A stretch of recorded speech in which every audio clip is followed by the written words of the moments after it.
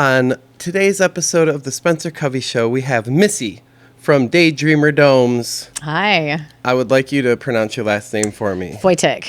Fojtik, almost like a Fojtik with an F. Fojtik with an F. Yeah, yep. I read it and I've been anticipating asking you. Yes, yes. No one can say it, and even fewer people can spell it. So. Yeah. But that's your married name, and your maiden name rhymes with your first name, I think. McWilliams. Yeah. Yeah. And you're originally from the area, in a way. In a way, yeah. We've had a house here for probably like 12 years. So I was a summer person until I became a full-time person. So. In Fenville, right? Yep. Mm-hmm. And if I'm not mistaken, you went to school up north? I did. I did a couple of years up north. I did a couple of years in Texas. I kind of bounced around. But I graduated from NMU. Okay. Yeah. Northern Michigan. Yeah. What's their mascot? Uh-oh. Wildcats, right? Time. You're right. Yeah, you're right. Wildcat. That shows you what a giant sport fan I am. Okay. So, yeah. And you were in Texas for a while? Yep. Born and raised in Texas. I was there the first 20 years of my life before taking the show on the road. Okay. So, how do how do Texas and Michigan contrast? Oh, God. Weather, mostly, that's the first that comes to mind. The people are kind of similar the farther out of the cities that you get, but, So it's the city folks that are mainly different? The city folks are the same. The country folks are the same, I feel like. Yeah. So it's that ring around the city that's different? Yeah. The suburbs are different? The suburbs, yes, are different. What's the difference? I did live in a suburb, but it was in California. So does it really count if you're in a suburb in California? I mean, No. I feel like that's not typical. If you're in a suburb around Chicago, now that is a suburb. Okay. Right? So one of the things, really your homogenized experience, right? They have all the same box stores. Every single exit to the next suburbs has the same stuff. And did you get into glamping? Did the glamping bug bite you in Texas? Or was it somewhere else? No, it bit me in India, actually. India? Mm-hmm. Oh, what part? I was in Jaipur. Okay. Yeah, that area. So we went to, I don't know how it happened, but me and a friend of mine and two Australian tourist riders ended up at this camel camp. And it was this guy, Reggie. What makes a camel camp? Camel racing. Really? Yeah. You were at camel racing camp? I was at a camel racing camp in off season. So someone we were just looking for something different to do. And someone was like, hey, my cousin was the grandson of the Taj. And, India had all the Tajes and before they got their independence. So he had a lot of family money. And I guess somehow he inherited the camel camp. So he actually went to Michigan State. He's still there now. But he ran the camel camp. And we just had such a cool experience there. Stayed in a tent with a toilet. We went out and he did a really nice dinner with some torches, and he had some local people come and dance. And then afterwards, we went to his bar and he spun all the greatest hits of the 90s. Oh, yeah. Wow. Yeah, and it was cool. And I was like, this is what being a host is, right? And this is what you could have as far as some sort of unique accommodation. I had never even dreamed that there was a tent like that. So the Taj was involved with your experience. One of the Tajes, one of the the nephews relations of a Taj. I think there were 14 of them. So yeah, very hospitable. Yes, to the max. Okay. So, yeah, and it kind of centers around events. He was curating your experience through events. Right. Because honestly, if you go somewhere, you don't want to go somewhere and plan something. It's nice just to have it there. Whether it's something that you intentionally sought out or not, and having those little chance experiences where you get to rub shoulders with someone completely different and you're sharing an experience together. You don't know each other, but you're forming this kind of bond. And that's what I love about glamping, and really going to any just small resort. It doesn't have to be glamping, but something that's kind of intimate. Okay, right? so that's a good designation. What's the difference between a small resort and glamping then? We are really on the edge. I would say that we could be considered like a landscape hotel. That's kind of a new term that's being bullied about. Hashtag? So hashtag landscape hotel. Okay. Yeah. So a landscape hotel is meant to be something that kind of blends in with the scenery. And if you really if you look at all the other dome resorts, a lot of them are white or brown, and I sat out here in the property for a year and watched the seasons change and could not figure out what color I wanted it to be. And then all of a sudden I was like gold. And the gold looks so cool with all the different seasons.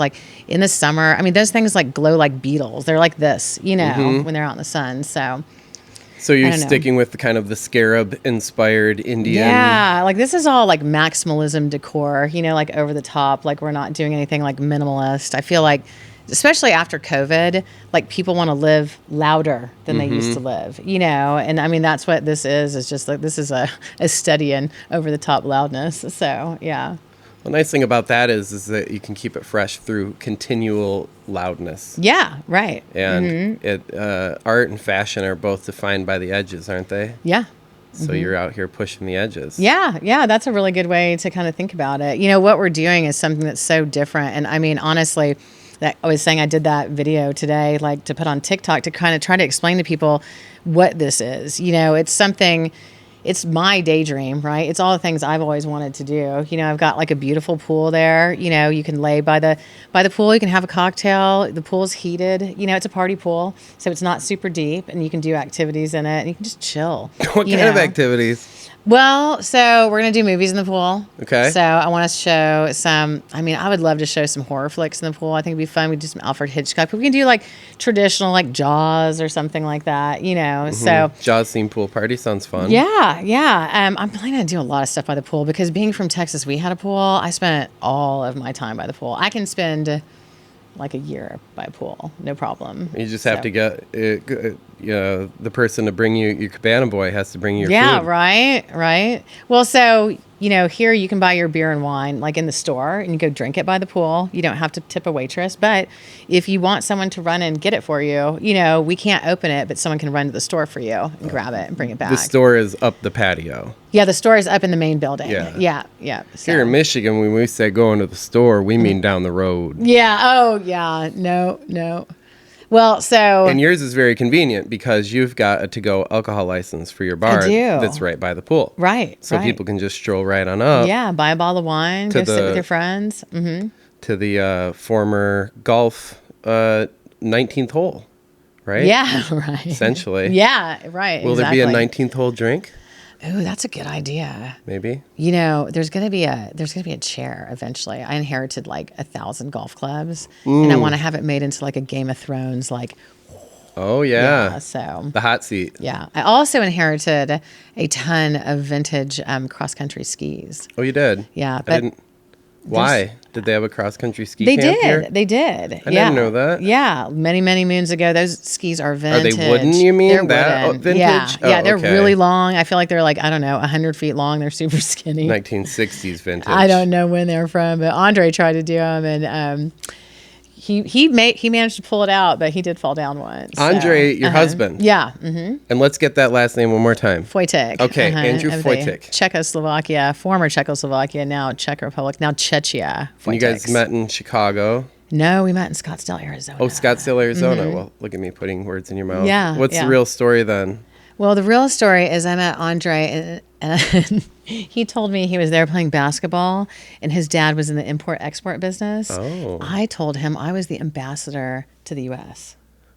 From Arizona? Assigned to the Czech Republic specifically. So okay, I would back like to up. welcome In Arizona, you told me? Arizona, yeah. Okay. So he was actually in Chicago playing hockey and not playing basketball, and his dad was not in shipping. His dad was in the Czech Republic, so...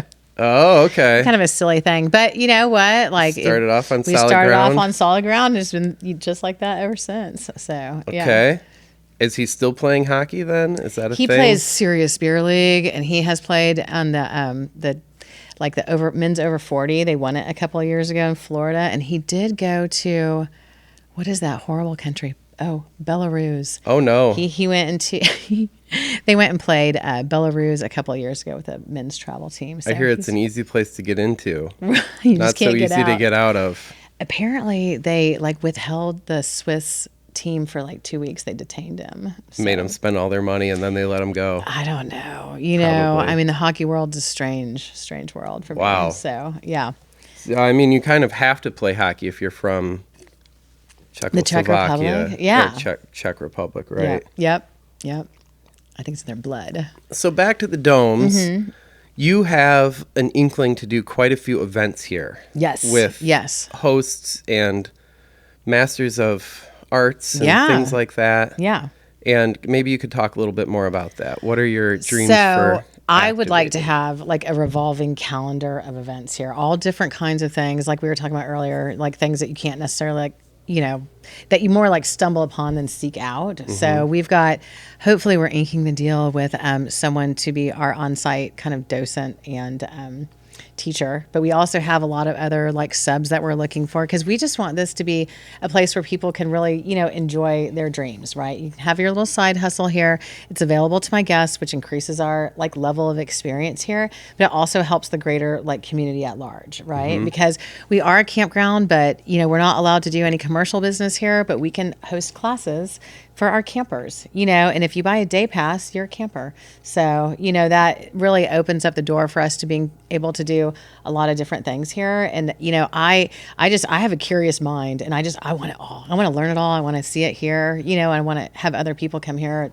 to experience that. So Skillshare, right? Skillshare, Isn't that the technical term if you're at a festival and you go to the workshop camps? I literally had never heard of that. Like, I guess I did go, I've been to Burning Man, and they have a lot of people that are doing workshop things, but I have never been to another festival that had workshop camps other than that. So that's a new, when Dee Dee was talking about that was a new kind of concept for me. So They're around. Yeah. No, it sounds super cool. How many times have you been to Burning Man? I have been 6 times. All right. Yeah. Same camp, different camp? Solo. We like fly under the radar. Oh, we have a small group of people, and I've got 3 kids and a job, and like. Do you bring the kids? No, Oh, I do some not. people do. You know what? Not for our kids. Okay. You have to be radically self-sufficient and self-reliant to be able to go there. And our kids cannot even, remember their glasses. So, we're not there yet. Although I do think at some point it's something beautiful for them to experience, so yeah. Cool. All right. Well, what projects have you worked on there? We do like volunteering. So that's just easier for us, because honestly, by the time you haul, have you ever been to Burning Man? Okay. So what a arduous project it is just to get yourself out there, right? Get set up. Oh my God, it'll almost kill you. And we just really like to go there and be on our own schedule. So we'll sign up for some volunteer shifts. Like I've done like washing dishes at the coffee house before, like, greeting, like just doing whatever we can do, to kind of help out there. So yeah. Yeah, isn't there some place you can kind of walk up to and they just give you a job? Yeah, there's a board. Yeah. You just find a board. So that way, because honestly, at Burning Man, half the stuff that's planned doesn't really come off, right? And it's usually because of, someone just gets caught up doing something else and stuff doesn't land on time. And, half the time you show up and nobody's there, but, you tried, and that's all you can do, right? So, and that's kind of honestly... you want to talk about a Burning Man build? That's what this has been. All over the place. When did you start? 2020? Dude, I started inked the deal on the property like the last day of 2020. Okay. So it's been... So really 2021. Yeah. So 2021, 22, 23, and we're just pulling into 24 now. So Those are tough years. Yeah. They have been, but you know what? They've been... God, I've learned so much. And it's really been a fascinating experience, and I've gotten to try, and now it's getting really real, so it's getting really like real, so it's that part where you're like about to take flight, so I'm here to tell you it is real. Yeah. Here you are. Yeah. There's a big open sign out front. Yeah, right. You've got hours. Yeah, we're here. There's people driving through the parking lot. That's the thing. The people need to come in because they just keep driving through the parking lot. So please come in, see what we have. We built this not just for overnight guests. We built it for the community. And honestly, if you as long as we're talking to the camera, I'm looking for people to teach classes, and I'm looking for people to, provide services here. If you're a massage therapist that wants to pick up, a couple hours here, we're looking for that. So we can't do it all on our own. We just want to coordinate it, for everybody, like the community at large, the guests, and just, really be a little oasis, for me, it's an oasis. Maybe not for everybody, right? But for me, it's going to be my little oasis here in South Haven. And I think it really speaks to a lot of different people of all different types of backgrounds too. So let's use me as an example. And Yeah. this is hypothetical. Let's say I'm a honeybee keeper. I'm not, but I want to be. Yeah. So I would go to this class if it existed. Yeah. But let's pretend I'm a honeybee keeper and I come through the doors and I say, Missy, I really want to teach a honeybee class here. Yeah. What's the next step? I would say, do you have a hive that you can install over here where we can do it on site? And if you want to do that, no problem. We just have to work out, I've got to make sure we're insured. We insure you and, protect our guests and be safe about that stuff and get it all, like organized properly because you have to do that, And there's two different options, of course, Yeah. like existing following and DayDreamer Domes Yeah. marketing following. Well, yeah, so because then both we are can good. cross promote, right? So then you're promoting your bee business, I'm promoting my business, and honestly, I have a store, and if you want to put some products there on consignment, we can do that, right? So, I mean, I want to be a place that has a little bit of something for everybody, and give everybody an opportunity because I do feel like a lot of people that teach the classes also have that kind of curious mind where those are the ones that attend the classes too.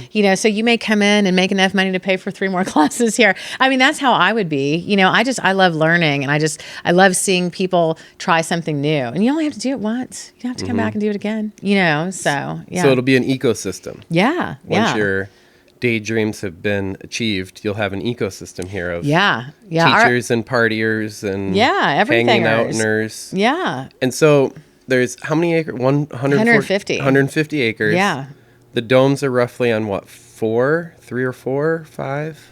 I never really measured it out, but this area in front is like 20. 20. So I'm just Okay, kind of so do we'll the say math. 20. Probably 10. It's probably good. Like half of this is filled up with domes and pool and stuff like Yeah. that. Yeah. So roughly 10. So with the other, let's just say 130 acres, Yes. what can people expect going? So we have mowed like 65 acres for 3 years and really did that because this has been a golf course for a really long time, but it has not been golfed on in a long time. Right. So somewhere along the passing through of hands, someone decided to stop mowing the last 9, which gives us a really cool like juxtaposition of being able to see like, here's a decently maintained golf course. I mean, not great, but at least we're mowing the yard, right?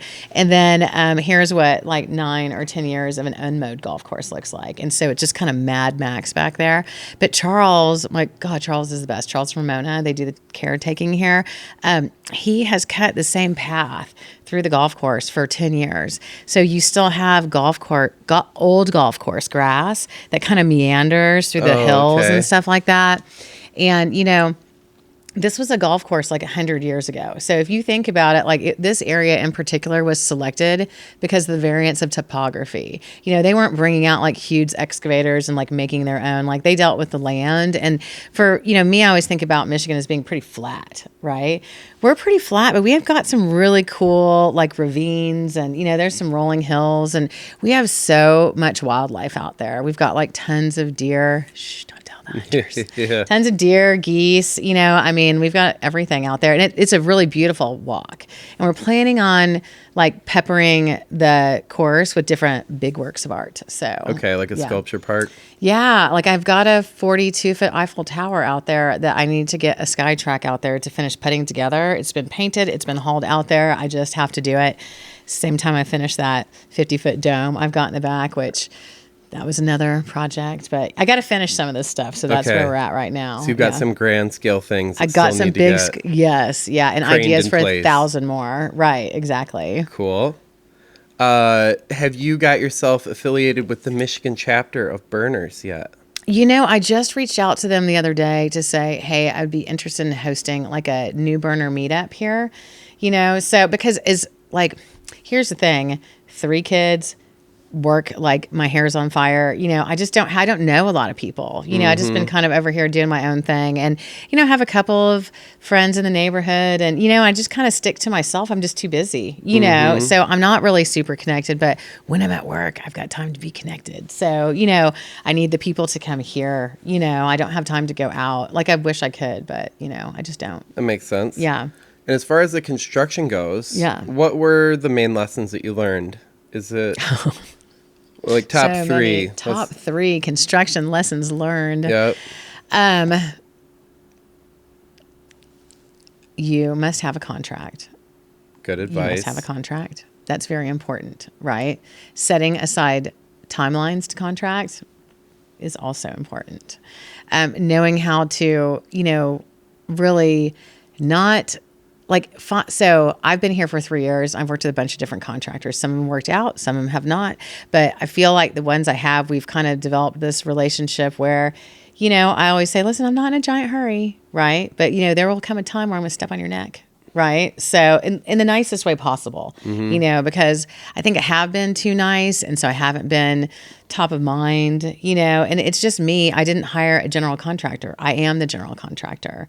So, this is my design, my baby, my mistakes, my contractors. I own it all, so have I made some mistakes? Absolutely. But we work through them. Kat and I always say we just design around it. So yeah. Well, you've done a wonderful job. Thank you.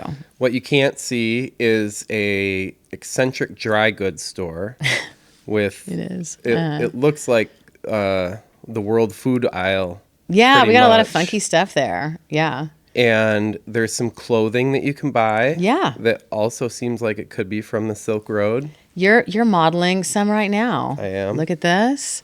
They call that shamanism chic. Yep, and the hat's from here as well. Mm-hmm. There's also some assorted, I would say, crystal water bottles, some jewelry, I think, a little bit. Yeah. We've got some really cool cooking things. We've got flavored toothpaste. We got like snacks. We have bugs. Oh, we've got all the different flavored that's another bugs. thing. There's going to be cooking heavy workshops here, right? Yeah, definitely. And we're planning on doing some dinners too. So we've got we have a bougie dinner out right now, scheduled for the weekend of Valentine's Day, like the 18th of February on a Sunday. We're going to start doing Sunday supper clubs here. So just small events, communal style dining, family style dining, set, in a beautiful room. We just got our tablecloths the other day. They're gorgeous. And we're going to try to keep the dinners to around, 12 people. We have an area where we could seat up to 20, but we just want it, we want it intimate, and we want it, we want it to be something unusual and unique. So we've got a lot of things up our sleeves as far as our dinners. And I know they're going to be, I know they're going to be surprising. So yeah. Some gastronomy, perhaps. Yeah. You're going to get the science involved. Yeah, definitely. I've got some flavor crayons in there right now. Oh, you do? It's like a giant crayon, and you twist it, and the sharpening piece, so to speak, that would come off has a different flavor, but it's made of many different kinds of flavors together. So it's a blend. Oh. So you can put it in a drink, you can put it on a salad, you can put it in a soup. Sorry. It's all right. Yeah. That's my old lady ring, because I don't hear my Flashes? phone. It flashes at me. Mine does too. My eyes are shot. My hearing's bad. Yeah. Oh, you're hanging in there. I am. I'm doing the best I can. So yeah. Well, let's see. What else? Any more advice? Any construction advice? Any glamping advice? Any? What is it? Measure twice, cut once. Okay. That's a good one. Rules to live by. And honestly, I would say there is so much that you can find on the internet. You can find the coolest things. Have you seen the fixtures that we have in our bathrooms?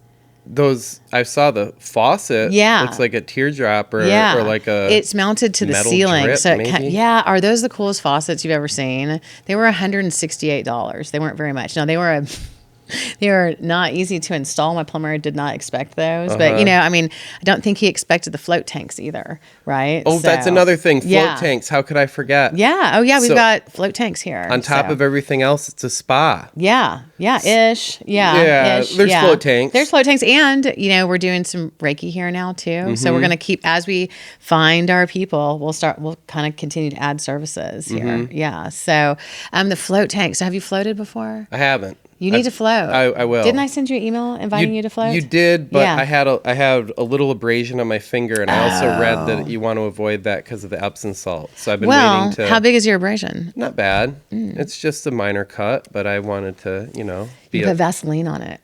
Oh, really? And it acts as like a barrier. Okay. Yeah. I wouldn't shave your legs before you went in or anything like that. Again, right. Right. Yeah. So no fresh tattoos and no tubes in your ears. And other than that, you're good. Okay. Well, maybe I am good then. Yeah. Okay. So people do not understand floating. So can I speak for a moment about let's floating? demystify it. Yeah, let's demystify it. So what I would say to start off with is I would never tell you what to expect from it, because everybody gets something different, right? It is nice warm water. You float in it. It's got 1,500 pounds, right? Like if you think about that, like we were putting this salt in 55-pound bags. So, bag after bag after bag of salt goes in there. And then there's only like 10 inches of water and it all dissolves. So that water is so thick when you run your fingers through it, you can literally see all the salt. So you float like effortlessly in it, right? You can do it with the, so there's different kinds of float tanks. There's a salt cave, which is a situation where you kind of open up like a shower door and you walk in. It's kind of slanted. Sometimes there's some twinkle lights in it, but it's very open, right? There's a samadhi tank, which is like the old school, like it looks like something from like, Star Wars. Like it's got kind of a hatch you get in, and those are all metal, dark black, no like bells and whistles, right? And then what I have is called a pod. So I've got dream pods. So mine look like, I always say they look like something Apple would make. They're all white and they kind of clamshell open and then you can close it. But like we would not, some people are claustrophobic. So if you want to leave the door open, you can leave the door open. You can have music on, music off. You can have lights on, lights off. And we have a grab bar that you can get, use to like kind of right yourself when you get out. But these really cool space age showers there. So you have to like shower and you get in the tank and then you shower when you're done. Because every time you get out, you've got like a quarter cup of salt on your body. Yeah. But people use it for different things. Like, myself, I've got like debilitating ADHD. So it helps me get my head together a little bit. Some people use it for meditation. Some people use it for healing. The best way to absorb magnesium is transdermally, and you're floating in 1,500 pounds of it, so. And the feature list essentially totes that it's sensory deprivation. So you're supposed to be able to drop into a meditative state more thoroughly, or even like quicker perhaps, or something like that. Yeah, absolutely. Okay. I'm not like, I like it to get my head together because I don't really meditate that much. I do a little I can do a little energy balancing, but I don't know that I've really ever truly meditated before I've thought about stuff, but, and I think that's why I wouldn't say what you could do there. Cause I go in and I think about stuff, that's what's getting my head together and pulling my ADHD mind that's bouncing all around into some kind of focus. But like, I have to go with music because I can't be there when it's quiet cause it's too noisy in there. Too noisy in the head without the noise. Yeah. So it's weird. Everybody has a different thing that they benefit. Like the New England Patriots, like they sleep in them. And it cuts your sleep time down to 3 hours. Wow. Yeah. So, it's crazy. Like I had a friend that was here and I thought, so there's not a time limit. You could spend 3 hours in one of those? You could, if you want to pay me for 3 hours, So, right now we don't have anybody else in there. So it's not like, it's not like they're banging down the doors. Because it is a new concept and a lot of people are like, this is really weird. But I will tell you what, it's really super refreshing, and it gives you a moment, so. Maybe you should have like a competition where it's the equivalent to like the 30-inch pizza. If you can spend 60 minutes in there, it's free kind of thing, or you should be able to spend 60 minutes in there. That's how long you 20. No, 60 minutes at once. 60 minutes at once. Yeah, so you get. It's kind of intense, isn't it? Well, you don't have to be in it the whole time, but I will tell you. What would you do if you have a 60-minute room and you're in it for 20 minutes? Just get out. Just cry. Yeah. No. Well, what are you gonna do? I would just say, well, you had no idea what to expect. It was not your jam. Meditating for an hour is tough. Well, that's why I like to listen to music and just kind of relax in there. But my friend the other day went in and she fell asleep. You're taking a bath. Huh? You're kind of I'm just laying there and like, my friend fell asleep in it the other day. I couldn't believe it. How long did that go for then if she fell asleep? Well, literally it made us dangerous. Is that okay? Well, if you rolled over in your sleep, drowned it. That seems awful. That's too comfy. Yeah, no.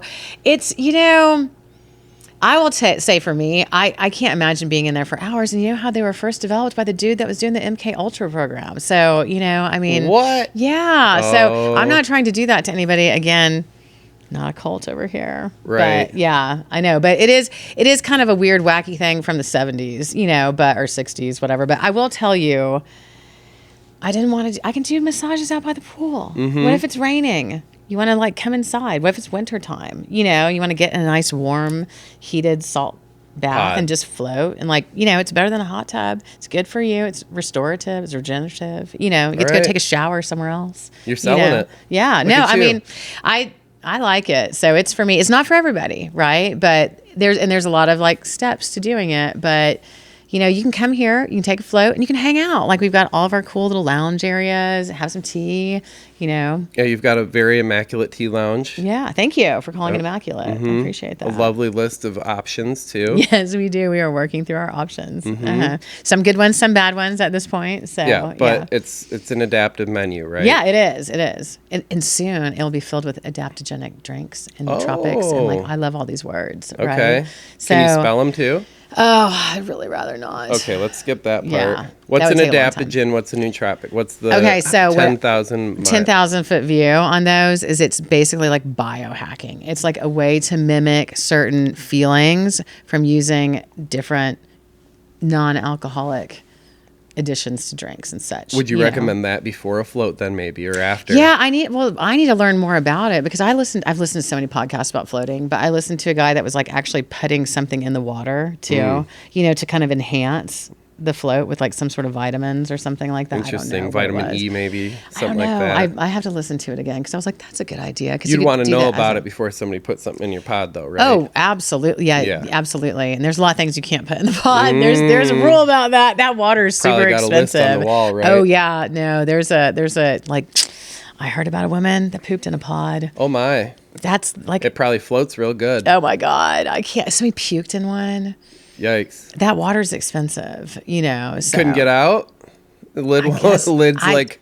You know what? You got to hit it on your ass. I'm just going to say this. It wasn't here. It wasn't here. So we want to make it real clear that if you do anything in that water, that you will be billed for it. Because, all right. do you know, if you come in... Well, here's another thing, too. If you come in with hair dye... No bueno. No hair stay dye in the either, inside. huh? No hair. So you can. You got to take a sample before they jump in. No, we're just going to be like, hey, tell? you have to have not like right before you get your dye job, come in and do a float, right? Like right when you're like, it is the ladies, end of the deal, you know, because it'll ruin your dye job because it's all that salt, okay. You know, and then B, it'll stain the inside of our tub, which is like you have to drain it, clean it. Like I don't want to do that. Well, you could have a blonde tub and a brunette tub. Black one, then you know, I wanted to do a black pool.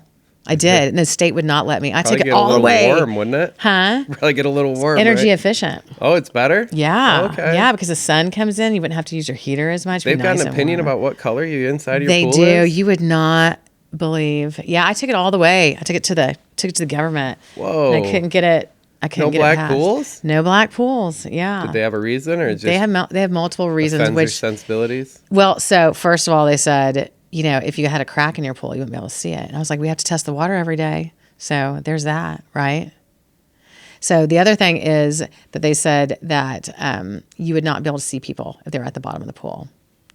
Which, you know, if you have a bathing suit on, you can see anybody, black, white, Asian. You can see them all at the bottom of the pool, you know? What? No, you can. So I was like, I don't really understand that one. And then they also said, what was the other non-black pool reason? Do you remember? These are all kind of reachy already. They were, really. And you can have a private pool that's black, but a public pool, no. Not allowed. They told me it had to be somewhere on this color scale that nobody knew how to interpret. Wild. Yeah. Is this a state-by-state rule? I don't know why I'm so I have no idea. Well, this is the stuff I started digging into, right? Like all this is where I have to I'll start going down a path and you have to stop me from. Well, okay, let's just touch on the first part of it. Yeah. So you got an application, you submitted an application, it got approved for a pool, but then they send you a color sheet. These are the colors that you can use. I told them I wanted it to be black. But they didn't ask. You know, you have to tell them. Oh, you do have to tell them what color? So. Well, that's a good... No, you have to because they want the whole plans. Like you have to... They don't... Including the color. Yeah, they must have because I would not have told them. Okay. Well, my pool guy did it. I have no idea. I wouldn't have known that it was something that they were even interested in. Yeah, I wouldn't have either. Oh, I know what it was. My pool guy said, oh, you know what? I was talking to someone and you might not be able to do one, so we better ask. Which is better that we did ask before they made us repaint it or something like that. Yeah. So I think it's at that point. Yeah. Because you could only do personal, not commercial. In Costa Rica, you can have a black pool. Did you think about asking them about stripes? You know, we talked about it. I legitimately, it was like, I can make it say Daydreamer on the bottom in white, you know, to have it pop. Yeah. And they were like, no. Way too cool. You had to have more coverage. There was a formula. Safety, man. Okay. That. Yeah. Is that the most outrageous code that you had to bump up against? No. You have a more outrageous code? Oh my God. But this is where I have to stop. Okay. Right? Because I will go on a train of ranting about things, and I don't want to have that vibe. I don't want to send that out into the atmosphere. I will just say this. I lived through it. If you want to know a story, come buy a glass of tea. Okay. I'll be happy to tell you. I think that's a That's a good invitation. Yeah. There you go. Heard it her. Mm-hmm. I'll spill some tea when we drink some tea. And what's the address? What's the number? We're at 397 Blue Star Highway. We're at the home of the former South Haven Country Club. And we're right across from the South Haven Visitors Center. If you are, not Visitors Center, Convention Center, which is now owned by ComEd. I think they've owned it for a while. Yeah, I know. What's that? Oh, consumers. Same. What's the best way to reach out to you if I'm somebody that wants to hold a B class or whatnot? Yeah. Well, so you can call us at 269-906-0916, or you can email us at info@DayDreamerDomes. So .com. But we're on all the stuff too: TikTok, Instagram, Facebook, YouTube, but we're not super responsive on those, but we're trying to get better about that. But the email, we'll get to you in a couple days. Sounds... Yeah. Mm-hmm. Okay. Yeah. Good. All right. Well. Awesome. Want to say bye to... Yeah. Thanks for joining us. I thought I didn't sound like a complete crackpot. You did great. Thank you. All right. Awesome. See everybody.